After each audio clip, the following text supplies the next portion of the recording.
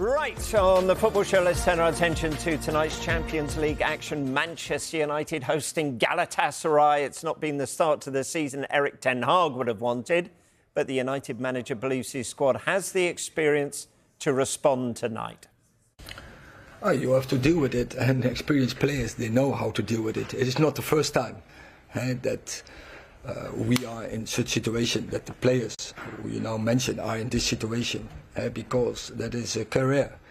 It's not only highlights, and it's say the journey, and the journey will go with bumps, gaps will be in between, and now it's about the character.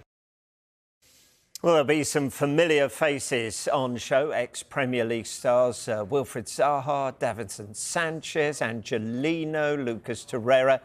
Maybe not Hakim Ziyech. He looks to be injured at the moment. All now play for the Turkish side. Zaha scored his first goal for Galatasaray on Saturday. He had a difficult spell at United earlier in his career, but was adamant it was a crucial period in his career. It built my character for me to just continue in my career, because I was determined to not let my career die out because I went somewhere and it didn't work out. I was just determined to reach where I wanted to reach, and yeah, I'm here today.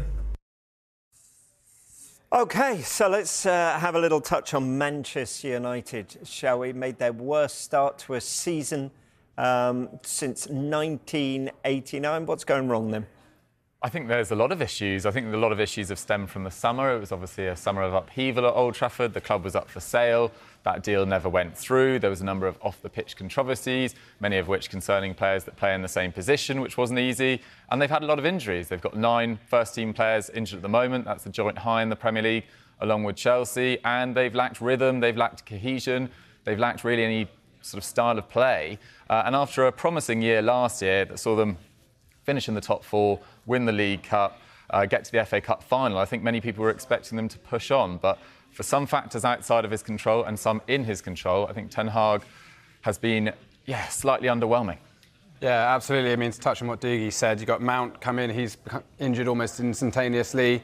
Amrabat's been injured, and now he's having to play at left-back just to fill in sort of areas in the squad which is really struggling. And even Højlund's arrived with a back problem. So, the problems are mounting for Ten Hag, but a lot of these were his signings. He's chosen to move on a lot of players and bring in sort of personnel that he's worked with previously. So yeah, he's got a few questions to answer to. I'm sure we'll get onto that at a certain point. But yeah, it's been tricky, and the ability to build rhythm in that side is almost non-existent with the turnover in the squad. OK, let's go all the way over there. Hello, James. You've been looking into the stats, haven't you? What are they telling us? Yeah, well, it's been a really difficult start for Erik ten Hag's side, and defeat on Saturday means that United have lost back-to-back home league matches for the first time since 2021, and those were Ole Gunnar Solskjaer's final 2 home league matches before he was sacked. And they are leaking goals, 11 conceded in the league so far this season, just 2 clean sheets for opening 7 league matches. They also conceded 4 in their opening Champions League match against Bayern Munich. We can also look at how opponents are looking to attack United. Now, Erik ten Hag's side are very high on the list when it comes to the number of direct attacks against them. Now, direct attacks are open play sequences that start inside your own half, with at least 50% of the movement towards the opponent's goal. So these can often look like counter-attacks, but actually start with the team in possession. And teams are finding that with a few well-worked passes and some good movement, they can hurt United, and their midfield and defence are finding themselves increasingly vulnerable due to these quick attacks through them. But what is really interesting is that no Premier League team attempted more direct attacks last season than United themselves. So teams are doing a United to United. There are some positives. Now, Erik ten Hag has spoken about wanting United to be the best transitional side in the world, so winning the ball as high as possible and attacking with speed. They actually top of this list when it comes to this season, high turnovers and possession won in the final third. So that metric at least would indicate that Ten Hag's message is being taken on board, but United are just lacking the quality so far in the final third this season. Yeah, you've been mentioning the number of injuries in defence in particular. Sandro Martinez, the latest. Is this a factor or an excuse? I think it's definitely a factor. I think Lisandro Martinez is probably their most outstanding centre-back last season when he was fit, with Rafael Varane having a number of issues. He did miss quite a few games towards the back end of last season with that broken foot. Maybe came back a little too early this season and was actually playing quite poorly prior to that injury recurring, so I don't think he was ever fully fit. But actually, interestingly, with him in the side, their win percentage is about 55%. Without him, it's over 70%. So that feels like a statistic that doesn't quite make sense, given his level of performances for United have generally been pretty solid. But it's also the fact that they've lost all three of their left-backs, Reguilon, Shaw and Malacia have been out. Aaron Wan-Bissaka's missed games. Rafael Varane's missed games. So just as you want a new defence to bed Andre Onana in, they just haven't had any consistency in terms of selection, and it's really come back to bite them because they've been, at times, all over the place defensively. Yeah, I think we touched on the show last week about how hard it is for fringe players to come in and instantly make an impact. Like, how hard is it for Maguire to get into the side at the moment and instantly show what he can do when he's got some of the lowest minutes in the squad? Same with Van der Beek, who we saw come off the bench against Crystal Palace. That's a lot to ask for him to try and change a game where he's barely been shown any opportunities in this United side over the last sort of year and a half or so. So, yeah, it is difficult for this side. But also, some of the big players are really struggling too. Casemiro, all his tackles in the middle of the park are down. His turnover of the ball isn't quite as effective as it used to be. And teams are learning, as we just pointed out there, teams are learning how to pass through this United side. And they're really struggling in the box, this defence, to organise themselves. Teams are scoring from cutbacks quite often at the moment, and that's a problem. And that shows the lack of communication in the defence, which comes from a team that's not really playing together all that often. Yeah, that troublesome left-back spot, because James, we thought the arrival of Amrabat would sort of shore them up in the middle of midfield, but he's having to play out of position here, isn't he? Yeah, as Dougie mentioned, so many injuries for Manchester United at the moment. Currently no senior left-backs available. Tyrell Malacia, Luke Shaw and now Sergio Reguilon, who's brought in to replace those two players. He's also missing as well. So here's how Sofiane Amrabat has looked this season, actually. He's played 3 matches. All of them have been at left-back. He came on against Burnley and actually gave away a foul in a really dangerous area towards the end of that match. And against Crystal Palace, it worked in the Carabao Cup game. He had control playing that inverted left-back, but it really was an area that Crystal Palace looked to target him in that match on Saturday, and actually gave away the free kick in this area here, which led to Joachim Andersen's brilliant goal for Fulham. So he looked far more comfortable when playing further forward, playing into these midfield areas. And as the game wore on, United trying to chase the game, he did come into the midfield and play alongside Casemiro, but he did look vulnerable in that left-back position. So Erik ten Hag will be desperate to get back one of those senior left-backs. Maybe today will come a bit too early, but hopefully for Brentford, because Sofiane Amrabat has looked impressive when going forward. He's already shown his extensive passing range, so much confidence on the ball as well. And you just wonder, when you look at what Erik ten Hag did with Manchester United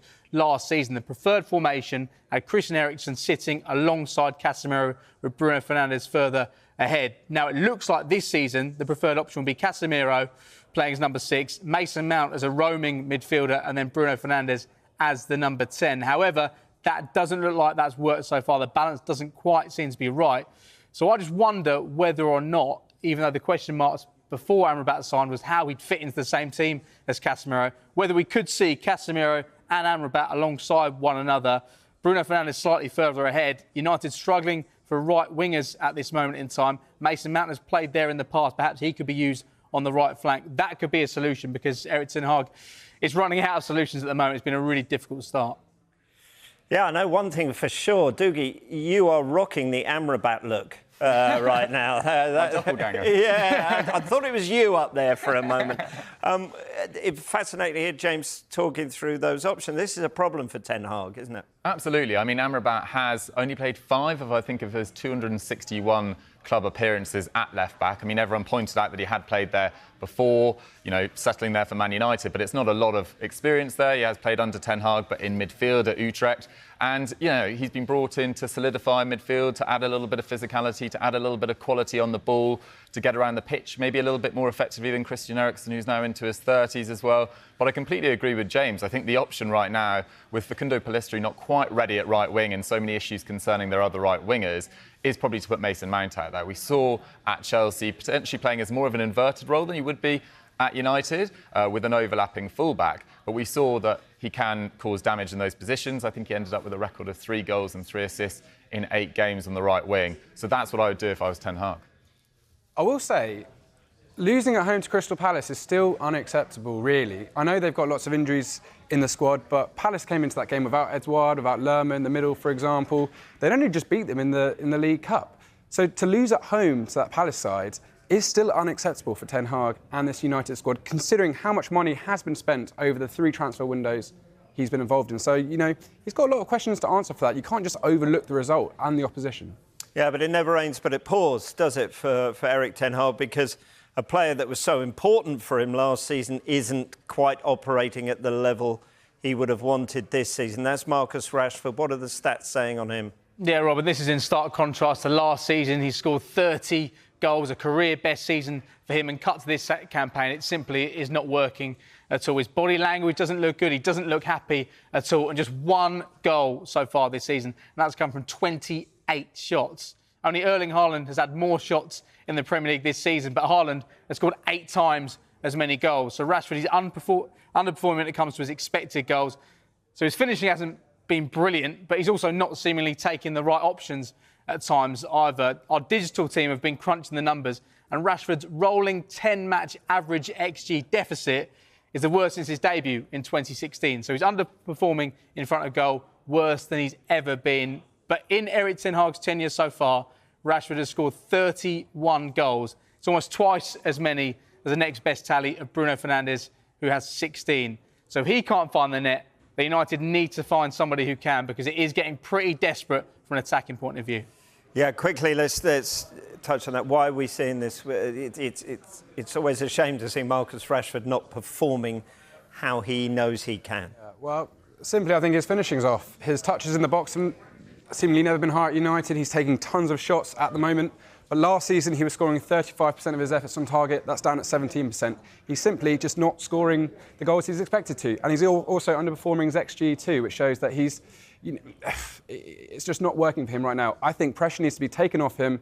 He's being asked to lead this attack so much at the moment. We need to get Højlund more involved, and we need to sort of just give a breather to Rashford, because at the moment he's being overworked, and you can see it stressing him out. His body language is all off as well. Yeah, I tend to agree. I think there's been pressure on him for a number of years. He pretty much starts every game that he's fit for United. And I agree. I think he's rushing things in the final third. He's not picking out passes when he should. He's shooting from the wrong angles. So he just needs to calm down, I think.